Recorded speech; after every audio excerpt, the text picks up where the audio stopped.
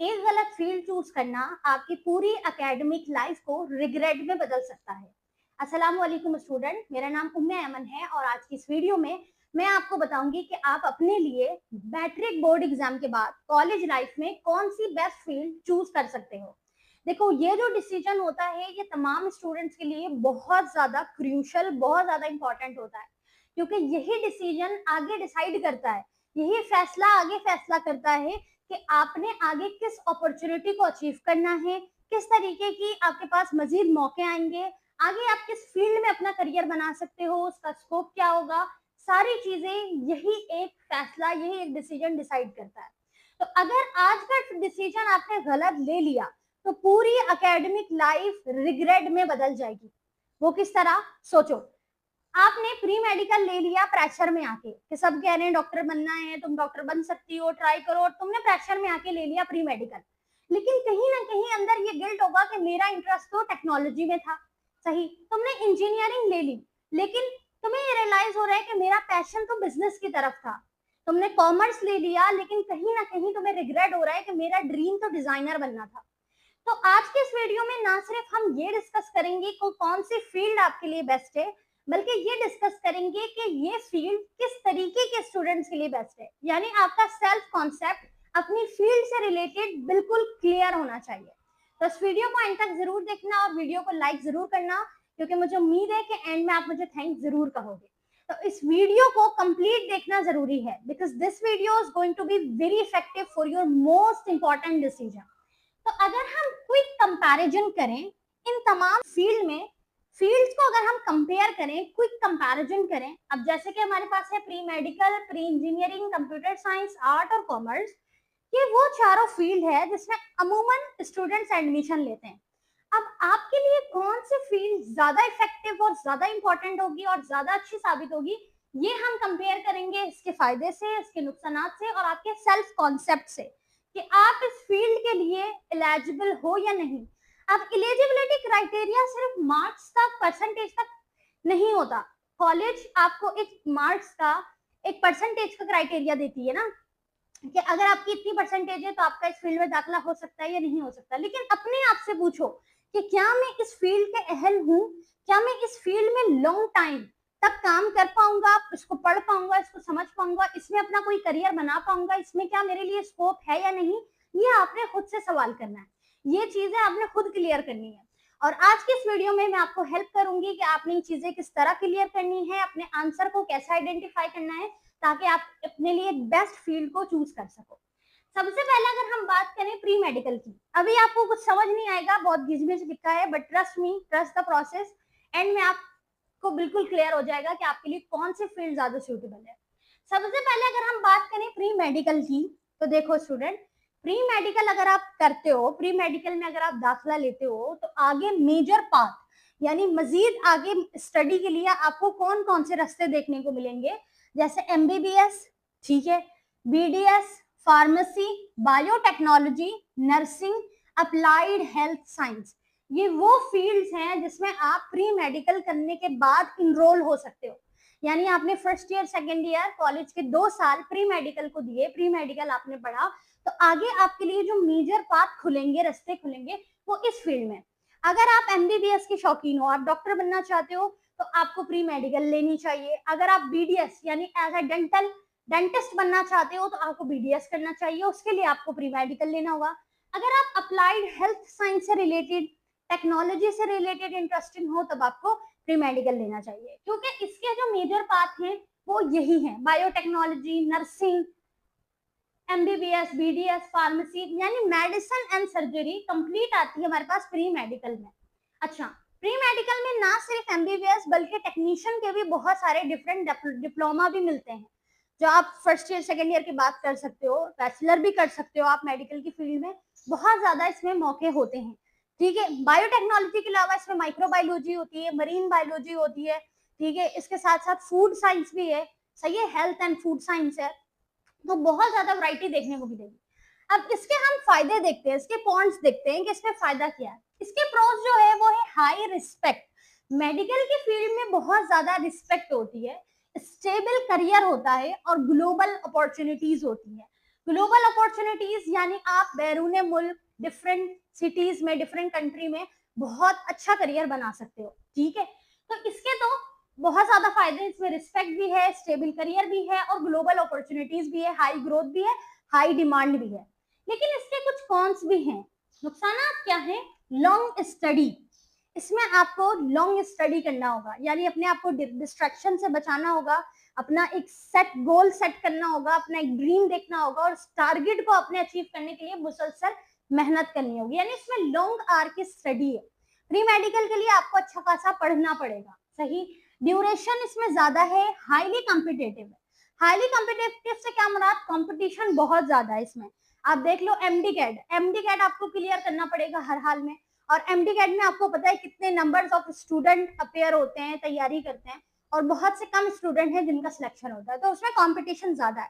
पर अगर आप मेहनत करोगे, दिलचस्पी दिखाओगे, तो आप जरूर कामयाब होगे। अच्छा, अब बात करते हैं सबसे इंपॉर्टेंट सेल्फ कॉन्सेप्ट की, कि किस तरीके के स्टूडेंट्स के लिए प्री मेडिकल बहुत ज्यादा अच्छी फील्ड साबित होगा।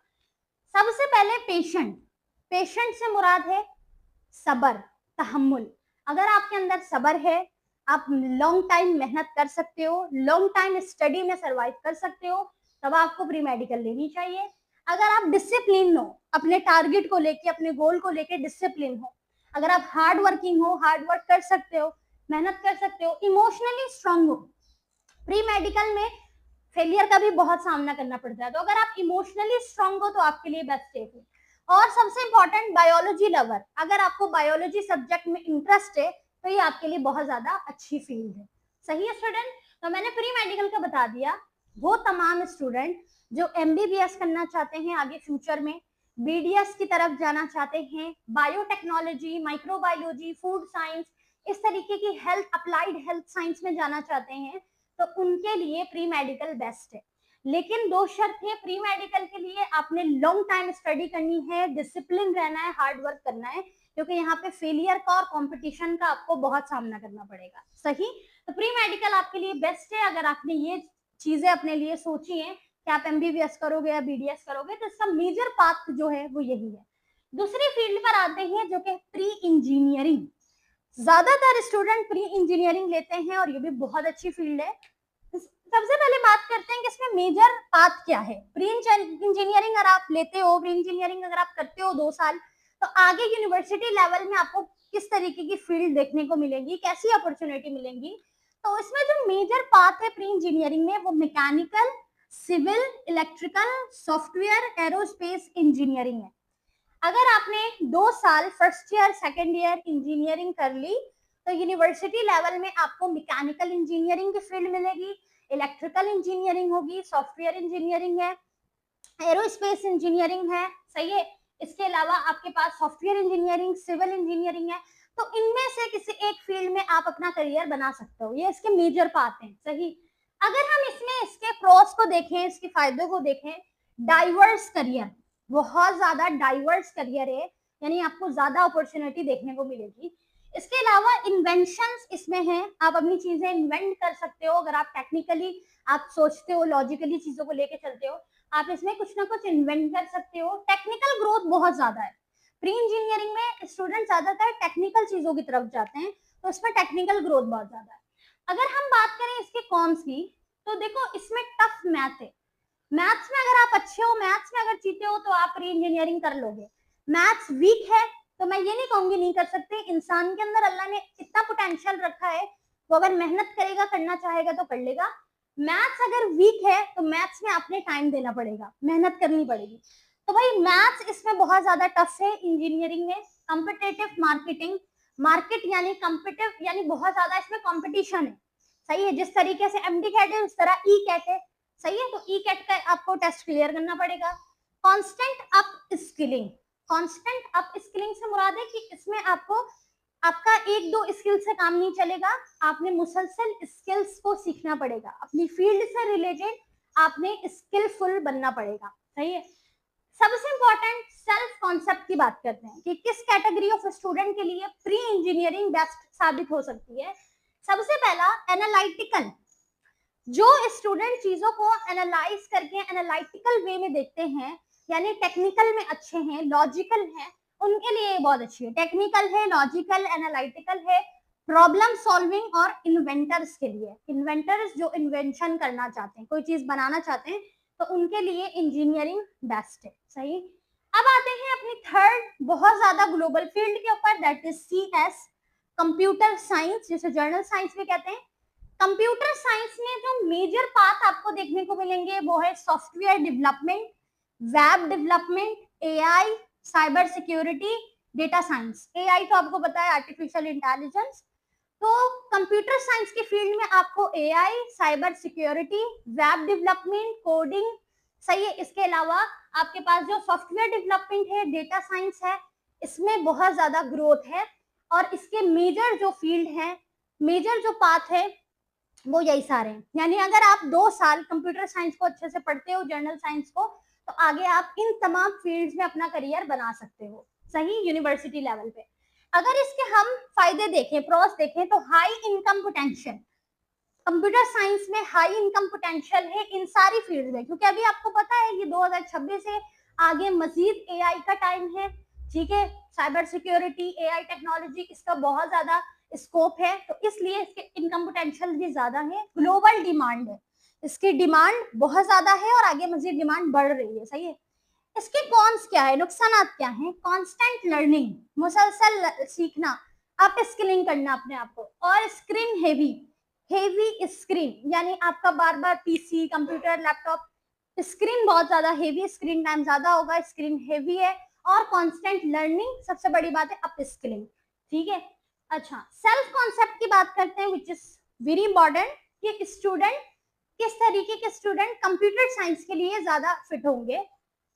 अडेप्टेबल, ऐसे स्टूडेंट जो अडेप्टेबल है, सेल्फ लर्नर है, खुद से सीखना, इनरोल करना, एक्सप्लोर करना, चीजों को समझना जिन्हें पसंद है, क्रिएटिव है, थिंकर हैं, उनके लिए कंप्यूटर साइंस फील्ड बड़ी अच्छी है, क्योंकि वो कोडिंग सीख के सॉफ्टवेयर बना सकते हैं, कर्सर जैसी एप्स बना सकते हैं, और मजीद डिफरेंट एप्स बना सकते हैं, ऐप डेवलपमेंट, सही है, वेबसाइट बनाना। तो अगर आप थिंकर हो, क्रिएटिविटी आपके अंदर अच्छी है, आप सेल्फ लर्नर हो, अडेप्टेबल हो, चीजों को देख के सीखते हो, तो आपके लिए कंप्यूटर साइंस अच्छा ऑप्शन है, सही है। अच्छा, उसके बाद हमारे पास फील्ड है आर्ट्स। आर्ट्स के फील्ड में ये होता है ना कि ये बहुत ज्यादा आर्ट्स को लेके सोशल मिसकंसेप्शन है कि इसमें कोई करियर नहीं है, लेकिन to be very honest, arts के फील्ड में बहुत ज्यादा आपको वाइड रेंज में करियर और कंपटीशन दोनों देखने को मिलेगा। अगर हम बात करें आर्ट्स के मेजर पाथ की, कि इसमें किस तरीके के करियर हैं, ग्राफिक डिजाइनिंग सबसे पहला, जिसकी आज के टाइम पे तो बहुत ज्यादा डिमांड है, सही है। इसके अलावा जर्नलिज्म, जर्नलिज्म बनने के लिए, जर्नलिस्ट बनने के लिए आप आर्ट्स कर सकते हो। साइकोलॉजी, अगर आपको मेडिकल नहीं लेना लेकिन आगे आप साइकेट्रिस्ट बनना चाहते हो, साइकोलॉजी लेना चाहते हो, तो आप आर्ट्स के थ्रू भी ले सकते हो। आपने आर्ट्स में किया था अपना inter, first year, second year, और अब आप साइकोलॉजी में आराम से एडमिशन ले सकते हो। इसके अलावा इसमें टीचिंग अपॉर्चुनिटी बहुत ज्यादा है, और मीडिया स्टडी या मीडिया ग्रोथ बहुत ज्यादा है, सही। अच्छा, इसके प्रॉन्स देखते हैं, यानी प्रोस देखते हैं, क्या क्या फायदे हैं। क्रिएटिव, आप अपनी अपनी मर्जी से, अपने हिसाब से चीजों को डिजाइन कर सकते हो। अगर आपने आर्ट्स लिए, अपनी मर्जी से आप डिजाइनर बन सकते हो। इसमें क्रिएटिविटी की फ्रीडम है, सही है, फ्रीडम है क्रिएटिविटी की। डाइवर्स ऑप्शन है, फ्लेक्सिबल ग्रोथ है। डाइवर्स ऑप्शन यानी आर्ट्स में सिर्फ ड्राइंग नहीं आती है, आर्ट्स में और भी बहुत सारा, जो आप ये कह लो कि हुनर आता है, तो कलाकारी आती है इसमें, तो डिफरेंट डाइवर्स इसमें ऑप्शंस देखने को मिलेंगे, सही है। नुकसानात की बात करते हैं। जैसा मैंने पहले बताया, सोशल मिसकंसेप्शन बहुत ज्यादा है कि आर्ट्स क्या मतलब, आर्ट्स में तो कोई डिमांड ही नहीं है, आर्ट्स की कोई वैल्यू नहीं है, ऐसा नहीं है, इसमें बहुत ज्यादा ग्रोथ भी है। अगर आप आर्ट्स में डिजाइनिंग की तरफ जाना चाहते हो, डिजाइनर बनना चाहते हो, आप ड्रीम है आपका कि आप डिजाइन करो, कुछ पर्सनल ब्रांडिंग करो, सबसे इंपॉर्टेंट आज के टाइम पे पर्सनल ब्रांडिंग करना चाहते हो, आप अपना कुछ बना के बेचना चाहते हो, ब्रांडिंग करना चाहते हो, उसके लिए आप आर्ट्स ले सकते हो, सही। अच्छा, नीश कंपटीशन, यानी नीश कंपटीशन भी बहुत ज्यादा है। देखो, अगर ये फील्ड इतनी काम की नहीं होती, इतनी ज्यादा स्कोप वाली नहीं होती, तो इसमें नीश कंपटीशन नहीं होना चाहिए ना, लेकिन आर्ट्स में नीश कंपटीशन है, इसीलिए क्योंकि लोग इसे ले रहे हैं, अब के टाइम पे ले रहे हैं, सही है। तो इसके ये फायदे और नुकसान हैं। सबसे पहले बात करते हैं सेल्फ कॉन्सेप्ट की कि आर्ट्स किस टाइप के स्टूडेंट के लिए ज्यादा सूटेबल है।